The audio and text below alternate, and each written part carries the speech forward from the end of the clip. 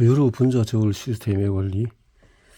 인간과 토끼는 한 쌍의 X 염색체 중에서 하나를 무작위로 선택하는 방식으로서 바소체가 만들어지고, 캥거루는 정자로부터 온 X 염색체를 선택하는 각인 방식으로 바소체가 만들어집니다. 바소체가 만들어진다. 지금까지 포유류 암컷에서 바소체가 만들어지는 방식에 대해서 생각했고, X 염색체를 2개가 아닌 1개 또는 3개를 가진 돌연변이 개체에서는 어떤 일이 일어날까요? 이런 돌연변이 개체에서도 분자저울 시스템의 가장 중요한 규칙이 그대로 적용이 됩니다. 이제 바소체에서만 적용되는 차별화된 압축 포장 방식에 대해서 이제부터 RNA 분자는 압축 밴드처럼 X 염색체에 또 모든 X 염색체는 바소체 형성 조절 센터라는 이름의 특정 DNA 염기 서열이 들어 있습니다. 이제 바소체가 형성되는 과정에 대해서 간략히 보면은, 첫 단계는 바소체가 될 X 염색체를 무작위로 선택하는 시작 단계입니다.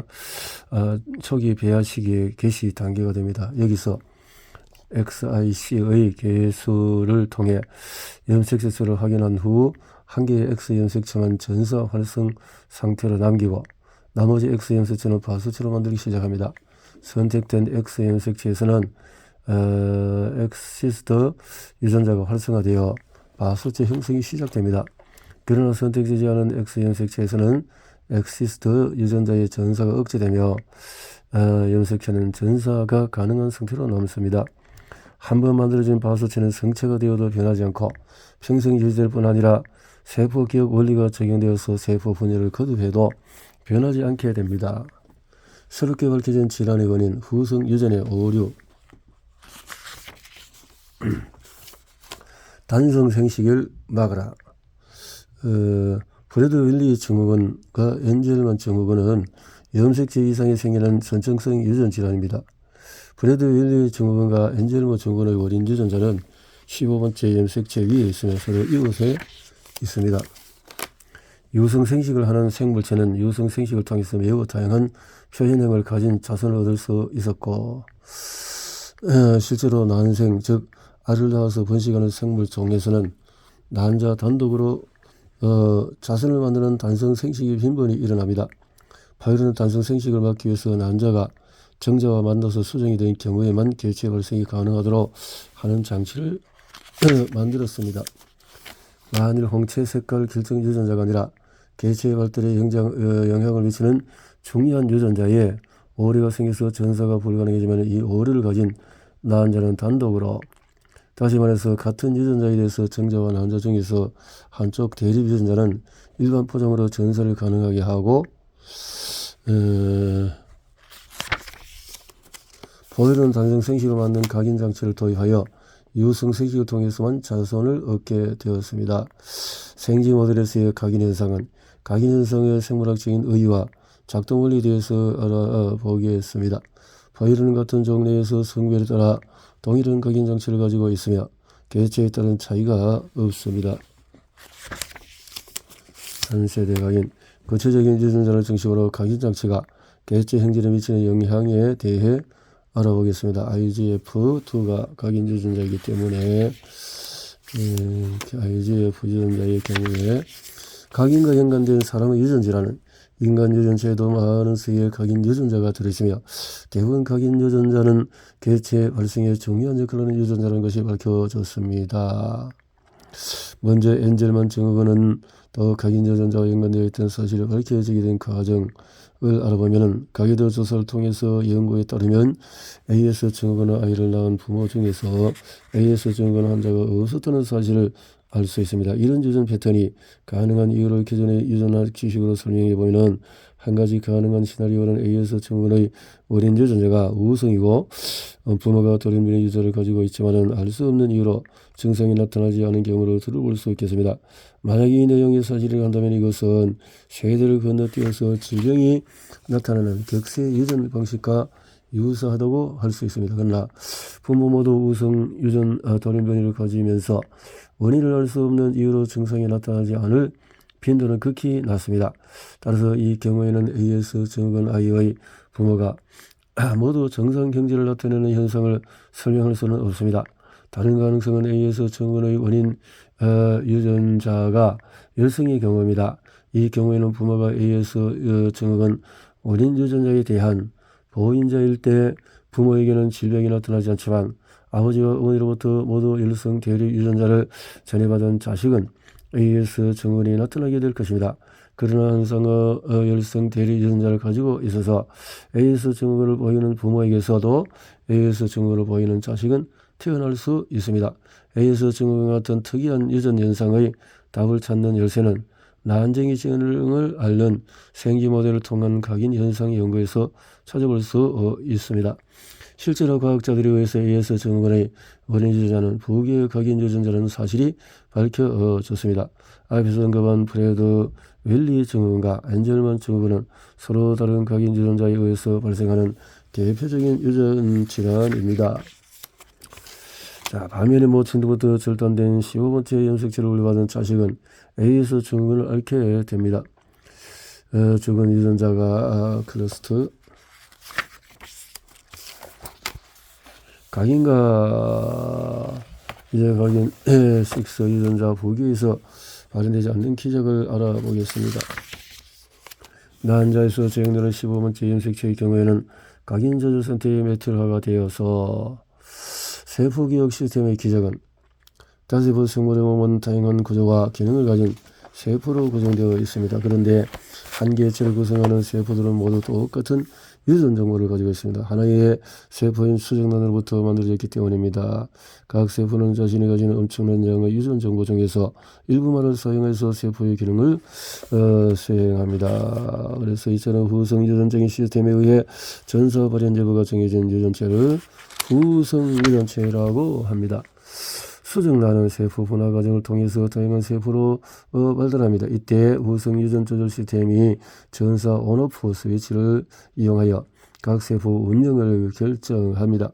만약 세포 기억 시스템에 오류가 생긴다면 수정란의 자선 개체가 만들어진 과정에서 세포 기억 시스템이 망가져서 세포 유형이 제대로 유지되지 못하면 기관이나 조직의 기능에도 문제가 발생하게 되어집니다. 초포리 모델의 개체 발달 과정은 초포리는 수정란에서 생체가 될 때까지 발생 과정이 비교적 짧고 초포리의 몸은 머리, 가슴, 폐의 세 부분으로 구분이 됩니다. 초파리에서 초파리 경우에 난모세포가 난자로 성숙하는 시기에 주변의 영양세포로부터 RNA나 단백질을 공급받아 난자에 저장합니다. 초파리 초기 발생을 조절하는 유전자는 세 개의 그룹으로 구분이 됩니다. 개체 발생의 기적을 가져다주는 세포 기억 시스템은 초파리 암컷의 다리에는 털이 없고 수컷의 첫 번째 다리에만 머리 빈 모양 털이 있습니다. 초파리에서 돌연변이 야생형 초파리 분자 수준까지 이해하기 위해서는 더 많은 시간이 필요했고 아무튼 루이스가 초파리에 대해서 연구한 신기한 형질 변화가 어떤 유전자에 의한 것인지는 최근에 와서야 밝혀졌습니다. 이에 최초의 많은 수염 초파리 외에도 이와 유사한 돌연변이 형질이 여러 개 발견되었으며 연구자들도 이 분야에 지속해서 관심을 두고 있습니다. 형질 변화를 통해서 수컷 초파리에서 1번 다리 수염이 첫 번 다리에서만 발현되고 나머지 다리에서는 발현되지 않도록 제어하는 것은 초파리의 정체성을 유지하는 데 중요한 사건 중의 하나입니다. 초파리의 모든 체세포는 1번 다리 수염 결정 유전자를 가지고 있는데 그러나 수컷의 첫 번째 다리에서만 이 유전자가 발현이 되고 1번 다리의 머리빈 모양의 수염을 만들게 되는 것입니다. 세포기억 시스템은 1번 다리 수염 결정 유전자의 발현 여부를 BCG와 TXG를 통해서 제어합니다. 수정란화 발생 과정에서 분화 신호를 받은 줄기세포는 여러 유형의 체세포들로 변신합니다. 줄기세포의 분화 과정에서 모세포에 포함되는 각각의 유전자에 새겨진 전사 스위치는 딸세포에도 그대로 전해지며 이것은 세포 분열이 거듭되어도 바뀌지 않습니다. on, off. 온오프를 통해서 세포계획 시스템의 작동 원리를 수커 초파리의 성징인 1번 단위 수염이 만들어지고 유지되는 배 발생 과정에 적용해 보겠습니다. 난자가 수등이 세포 분열이 시작되면서 세포수가 급격히 늘어나게 되는데 이때는 세포는 어떤 종류의 세포로 분화 가능한 줄기세포로 할 수 있습니다. 줄기세포라고 할 수가 있습니다. 이제 비아줄기세포의 분화 과정에서 두 번째와 세 번째 차절에 생기는 다리가 될 운명을 가진 세포에 대해서 이야기해 보겠습니다. 일상으로 수컷초파리의 성적인 1번 다리 수염이 만들어지는 과정을 통해 세포계획 시스템의 작동 원리를 알아보았습니다. 우리 몸속의 암세포를 찾아서 어떤 폐암말기 환자에 대해서 이야기해 보자 합니다. CT 사진으로 본 환자의 폐에는 정상적인 폐 조직이라고는 남아있지 않은 데다가 항암제 치료도 거의 효과 없어서 절망적이었습니다. 찌푸라기도 잡아오자는 신경으로 항암에 대한 신약 후보 물질 임상시험에 참여했는데 4개월이 지난 후에 의사로부터 종양의 크기가 줄어들기 시작했던 기본 소식을 이 환자가 복용한 신약은 보리노스테트였습니다. 보리노스테트는 히스톤 아세틸화를 제거하는 효소의 기능을 저해하는 약물입니다. 히스톤 아세틸화를 제거하는 효소의 기능이 억제되면 히스톤 아세틸화가 유대해서 전소 스위치를 온 상태로 두게 됩니다. 이미 사람들에게 인간의 생명을 위협하는 대표적인 질병을 하나만 꼽아보라면 아마도 대부분이 암이라고 대답할 것입니다.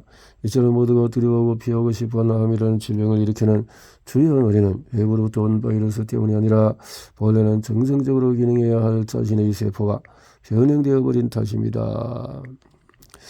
모든 생리전 태어나는 순간에 안팎의 환경으로부터 끊임없이 영향을 받습니다. 이러한 환경의 영향으로 세포가 가진 DNA 원본이 상처를 입어 결함이 생기기도 하지만 보통은 크게 문제가 되지 않습니다. 결함을 가진 세포는 스스로 사멸하도록 자체적으로 프로그래밍되어 있기 때문에 젊을 때는 기본적으로 DNA 결함이 생기는 확률이 낮고 세포 사멸 프로그램도 잘 작동하기 때문에 나쁜 환경에 노출되어도 대부분 암이 발생하지 않습니다. 그런데 나이 들면 세포의 결함이 생길 확률이 높아지고 사멸 프로그램의 능력이 떨어지게 됩니다.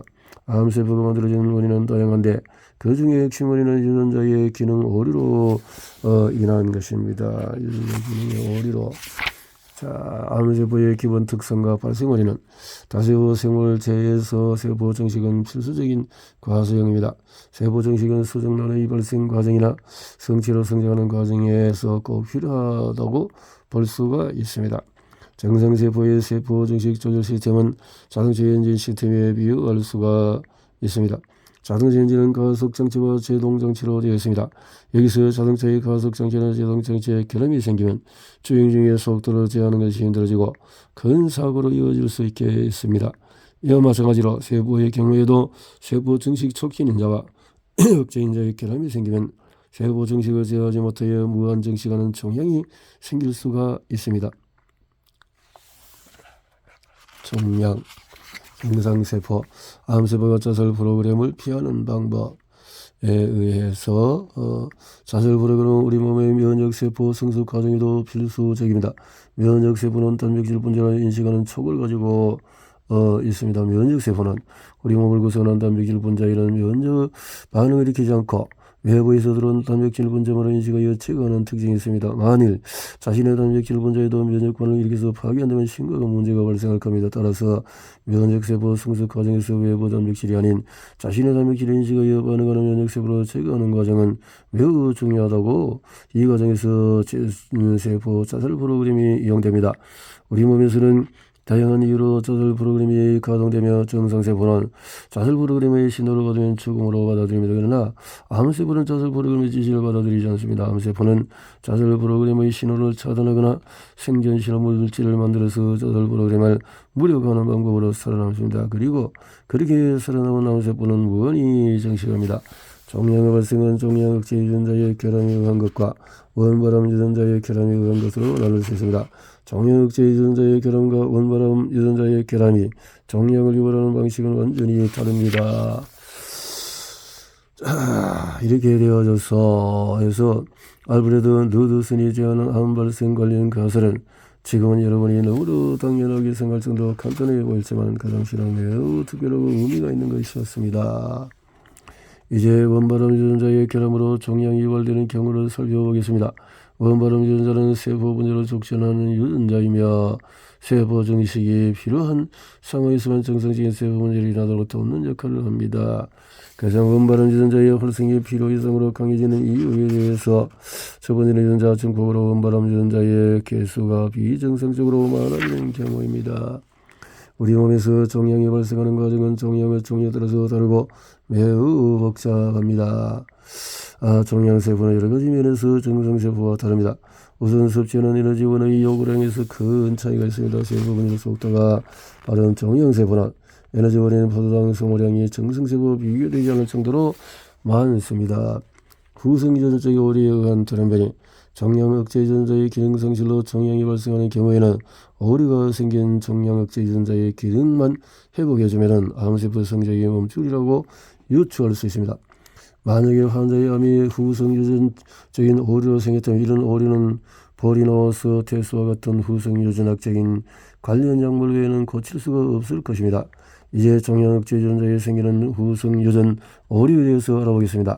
종양 억제 유전자의 기능이 상실되는 원인은 크게 둘로 나눌 수 있는데 하나는 돌연변이로 인해서 기능을 상실하는 것이고 다른 하나는 후성 유전 시스템 오류로 인해서 기능을 상실하는 것입니다. 온오프로 후성 유전 작동 시스템은 전사 온오프 스위치를 이용하여 전사가 필요한 부위는 일반 포장을 하고 전사가 불필요한 부위는 압축 포장을 합니다. 여기서 종양 억제 유전자의 압축 포장 방식에 대해서 좀 더 알아보겠습니다. 누드슨의 이중 적중 모델은 1차 적중 단계에서 돌연변이가 일어난 후 1차와 2차에서 오류가 일어나고 유전자 브로모토의 압축 포장을 지시하는 DNA 메틸화 암호를 달거나 일반 포장을 지시하는 아세틸화 암호를 제거하는 후성 유전적인 변화로 인하여 해당 유전자의 발현이 차단되는 일이 생길 수도 있는데 이런 후성 유전 오류는 돌연변이와 동일한 결과를 초래할 수 있습니다.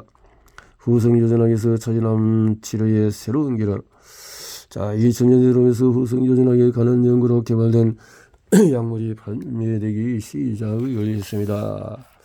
후성 유전학에 대한 것에 암 환자 생존을 위한 새로운 전략은 이제 줄기세포의 문제, 악성 종양에는 대부분 암 줄기세포가 들어있으므로 항암제를 써도 암세포를 완전히 죽일 수는 없습니다.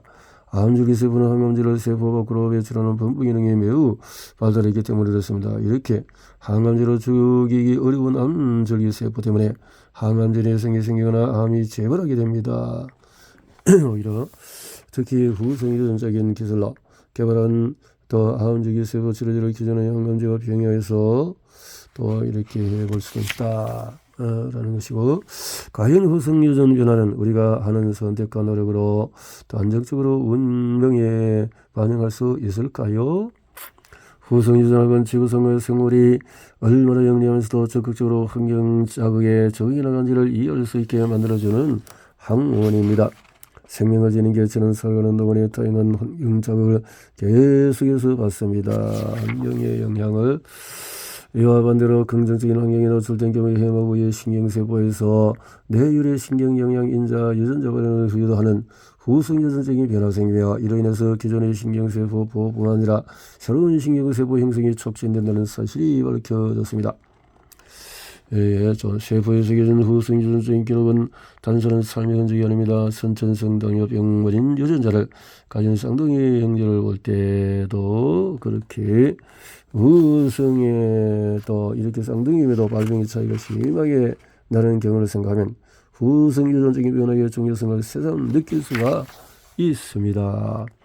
이 책에서 후성 유전학의 모든 분야를 다루지는 못했습니다. 부족하지만 또 이렇게 좋은 시간을 가져서 했는데 후성 유전은 자가 면역질환, 치매, 파킨슨, 조현병, 노화 등 이해하는 데까지 그 분야를 확장하고 있습니다. 그리고 생물학 분야의 가장 큰 주제인 진화론의 완성도를 높이는 데에도 후성 유전의 원리가 크게 역할을 할 것이라고 생각합니다. 이제 여러분이 이 책을 통해서 생식세포에 새겨진 후성 유전적인 변화가 DNA 돌연변이가 한 것이 아닐지라도 자손에게 전달돼서 있음을 알게 되어졌습니다. 그랬네요.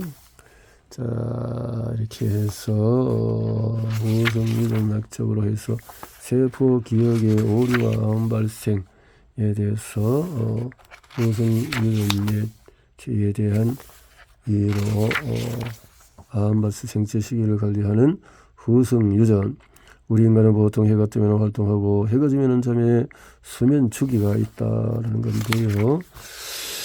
식물에도 그러하듯이 모든 것이 생체 시기의 조절이 있다. 놀라운 사실은 클락이라는 전사 조절 핵심이자는 히스톤 단백질뿐 아니라 자신의 파트너 단백질인 비말의 아세틸기 암으로 새기는 효소 활성을 가집니다. 그러면 클락 히스톤과 비말에 새긴 아세틸기 암호는 낮 동안의 생체 시기의 조절 유전자의 RNA 복사본 합성을 촉진하는 데 중요한 역할을 합니다. 중요한 낮에 한다는 거고, 장내미술 숙주세포 성호작용도 후순 유전적인 변화가 동반이 된다. 특히 대장에 가장 많이 살고 있는 이런 미생물들, 우리가 먹는 음식에 대해서 또 항생제, 또 생활습관, 앓고 있는 질환에 따라서 장내미생물의 종류는 급격히 변한다고 합니다.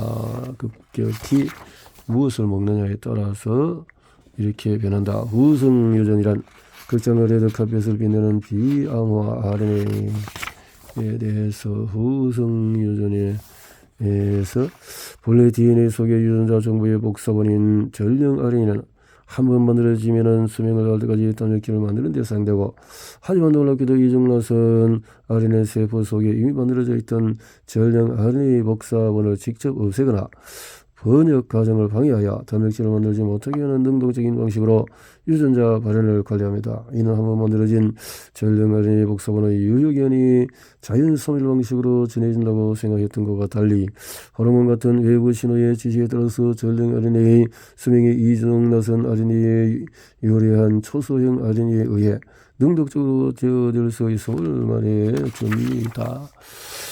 이런 연구들이 있었군요. 왜 성질은 비암호화 RNA를 활용한 RNA 간섭 현상을 발탄시킬 것일까요? 식물을 감염시켜 병들게 하는 바이러스는 대부분 단일 사슬 RNA나 이중나선 RNA를 게놈으로 가지고 있습니다. 또한 생물체의 게놈 안에서 천방지축으로 옮겨다니며 유전체를 망가뜨리고 무단 점유하는 점핑인자 중에서 RNA 복사본을 만들어 이동하는 종류가 있는데, RNA 간섭은 이들의 활성을 없애는 데도 매우 중요합니다. 겉으로 슬픈 소식을 하자면 에필로그를 2023년 1월 후성유전학 저자인 데이비드 앨리스 박사가 안타깝게 생을 마감하게 되었습니다. 필자가 후성유전 통제하는 데 도움을 준 컸는데 노고에 어떻든 감사합니다 라고 해서 이렇게 후성유전학에 대해서 마무리하게 되어졌군요. 유전자가 동일해도 삶이 달라지는 이유 운명을 DNA 포장 응축의 기술 유전자 결정론 너무의 후성유전학.